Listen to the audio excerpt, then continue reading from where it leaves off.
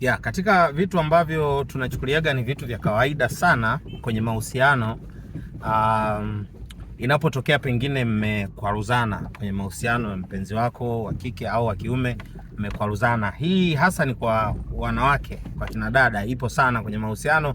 Inapotokea kwamba mmekwaruzana kidogo na mpenzi wako, basi unakuta automatically unakimbilia kwenye WhatsApp, unaweka status, kiasi kwamba hata wale watu ambao hawajui kitu gani kinaendelea kuhusu wewe, moja kwa moja wanajua kabisa kwamba fulani leo kuna jambo linaendelea huko ndani kwenye mahusiano yao. Sasa unajua haya mambo ya mafarakano au kukwaruzana, mambo ya kimapenzi kwa kifupi, yapo tangu kipindi hicho cha zamani, isipokuwa sasa hivi inaonekana kama kuna jambo fulani jipya sana kwa sababu ya social media, kila kitu kiko wazi nini. Kwa hiyo inaonekana kama kuna jambo jipya au kuna mambo mapya, lakini kwa kifupi ni kwamba hakuna jambo jipya. Kila kitu ambacho kinafanyika hapa utakuta kilishafanyikaga hapo zamani, na kuna watu ambao walishakitatua au namna fulani. Kwa hiyo ni muhimu sana unapokuwa pengine mmekwaruzana au hampo kwenye mudi, ni muhimu sana kutokuweka status, mtu akajua vitu vyako kabisa vya ndani na akajua namna ya kukuattack ili muweze kushindwa kufikia malengo. Unajua unapokuwa kwenye mahusiano, kumbuka sio watu wote wanapenda wewe kuwa kwenye hayo mahusiano. Sometimes unakuta mnajiposti na mpenzi wako. Usimposti mpenzi wako, unamposti wa nini? Unamposti wa nini? Ili iweje? Ili watu wajue ili iweje? Hebu fanya secret mambo yako kimya kimya, mwisho wa siku unakuja kuwapa kadi ya harusi.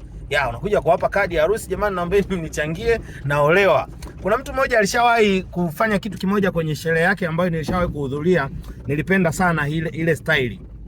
Huyu jamaa bwana alikuwa ni wa kanisani, wamekuwa kwenye uchumba zaidi ya miaka 4. Na wamekaa kwenye yale mahusiano yao, hakuna mtu yeyote anajua pale kanisani.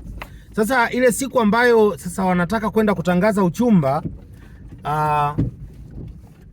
wakawa kwa kawaida kwenye makanisa unakuta wanafanya maandalizi, kwa mfano ya mapambo nini. Sasa moja ya yule ambaye anaolewa, ambaye anatangazwa kuwa mchumba, yani binti, akaenda na yeye kupamba siku ile pale. Basi wakawa wanataniana, bwana hivi nani kesho anatangaza uchumba? Yule binti akasema jamani ni mimi naolewa. Unaona? Wale mabinti wenzake wakaanza kusema wewe fulani acha utani wako, na utani sijui nini. Jamani mimi naolewa, hakuna mtu aliyejua. Unaona? Basi kesho yake ilipofika, wakati anatangaza mambo yanaendelea pale, mara kashangaa ghafla yule ambaye walikuwa wanataniana naye jana, kumbe ndio kweli anaolewa.